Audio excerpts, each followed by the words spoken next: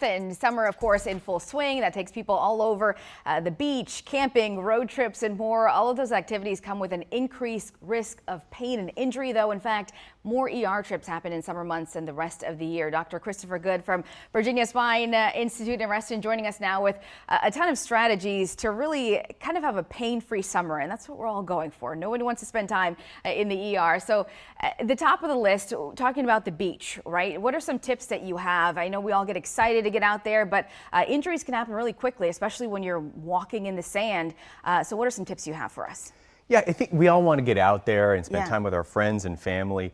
But as a spine surgeon, I spend my whole year talking to people about being fit year-round, right? We need to be working on the 4 pillars of health, right? Exercise, sleep, nutrition, and mental well-being year-round.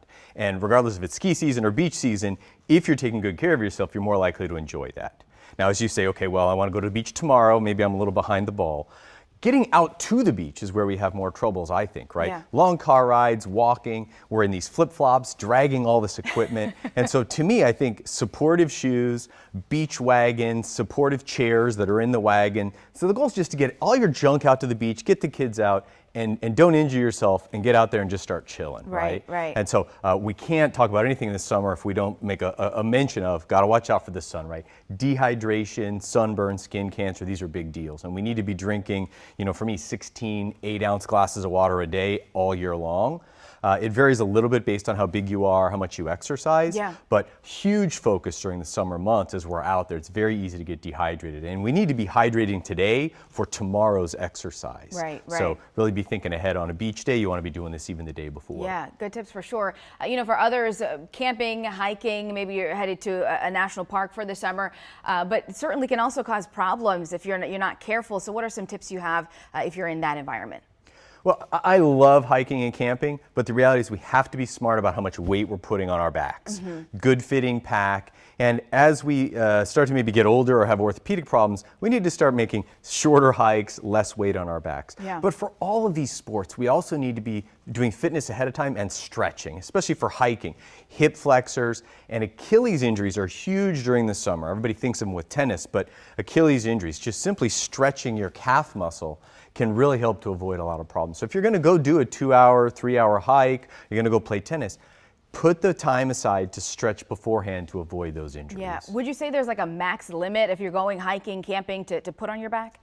It depends how fit you are and how far you're going, right? I used to be in that 60, 80 pound range. I would never carry over 40 pounds now. But I think for most people, you know, if you're just doing a day pack, 15, 20 pounds. You want to have your water, your rain gear. Don't put stress on your body you don't need to. Yeah, save you a lot of pain in the future. Last, I want to talk about, you also spoke about being in the car. A lot of people are taking road trips if you're driving to the beach.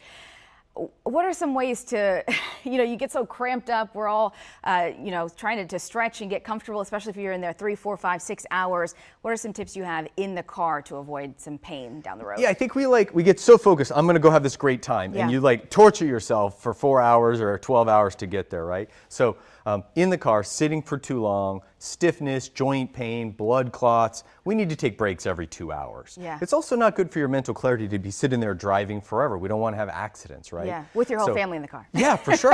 So we want to be taking these breaks. We want to be switching drivers. Screens are a huge problem everywhere, but for the passengers, getting their screens on the seat so we're not getting tech neck as we drive, lumbar support, all these different things. And if you're doing a monster trip, stay at a friend's house, stay at a hotel, break it in 2, make the road trip or the plane ride as pleasurable as possible so it's actually part of the vacation and not suffering before and after. Yeah, absolutely. Give your body a break.